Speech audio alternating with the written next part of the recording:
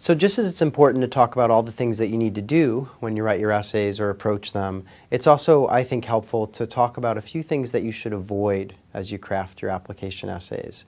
And I've tried to select items that I see very often in the applicant pool and that I think candidates need to be aware of and should seek to avoid. So the first one is quotes.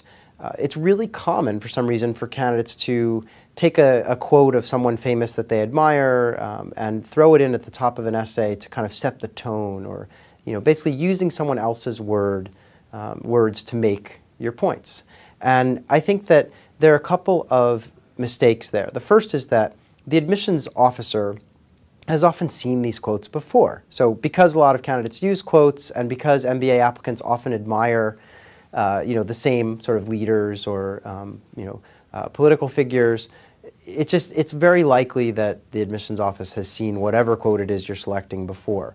The other thing, and this one I think is maybe even more important, is that in many ways you're kind of wasting valuable word count with someone else's language. I mean, you basically are using someone else's words to make your point, and that's not ideal. Your whole purpose in this process is to market yourself to the admissions team, not to sort of promote some great business leader who already has a lot of respect. So keep that in mind as you think about putting quotes into your essays. Another one that I see often is dialogue. So some candidates think that, again, this is more of a creative writing exercise, and so they insert bits of dialogue into their essays to kind of bring stories to life. And I think that there are a few dangers there. The first is that dialogue's not terribly efficient from a word count standpoint. So it might take you many, many more words to convey a very simple scene by having some characters' dialogue in your essay. It's also, I think, hard to craft truly effective dialogue. Again, this isn't a creative writing program that you're applying for, it's business school. And so chances are you're not the next great author. And so I think, crafting dialogue that's effective can be challenging, and submitting dialogue that's not effective can reflect really poorly on you. So I just think that at the end of the day, it's not the preferred style for MBA application essays. It's just, it's inefficient and rarely done in a really effective fashion. So dialogue I would avoid.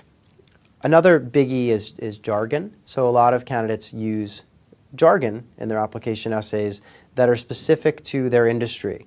So, I'm guilty of this. I often refer to admissions, to the admissions committee as the AdCom. And people coming in from the outside who are new to the MBA admissions process have no idea what that word means. So, think about your industry and the terms that you hear day in and day out at work that you've kind of incorporated into your own vocabulary, but that may not be understood by the average intelligent person with no exposure to your industry.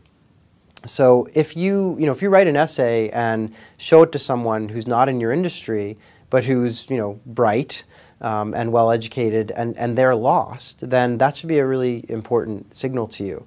Remember, your admissions reader is not necessarily a business person, and even if they are, they don't necessarily have experience in your domain. So step back. The other thing that jargon can do is that it can suggest that you have problems judging your audience and that you may not be an effective communicator or an effective leader. If you just are diving into jargon, it might say, gee, this person hasn't thought about who they're writing for and what message they're trying to get across. So keep in mind that jargon can be, it can really be the death knell for candidates who are coming from the technology domain. If your essays are just filled with jargon that the admissions officer doesn't follow, not only are they not going to understand your points, but they might label you as kind of someone who's best left behind a desk programming as opposed to someone who should be admitted to the MBA program and become kind of the next CEO. Okay, so jargon can really typecast you if you're not careful.